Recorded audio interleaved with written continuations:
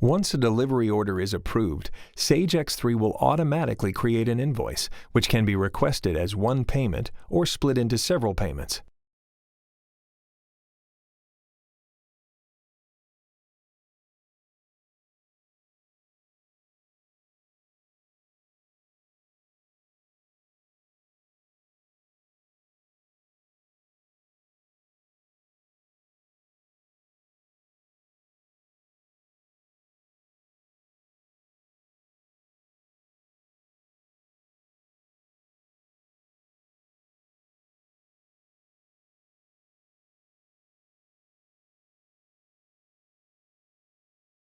Even if it's a partial payment, during a counter sale, for example, it can be recorded and posted directly on the invoice.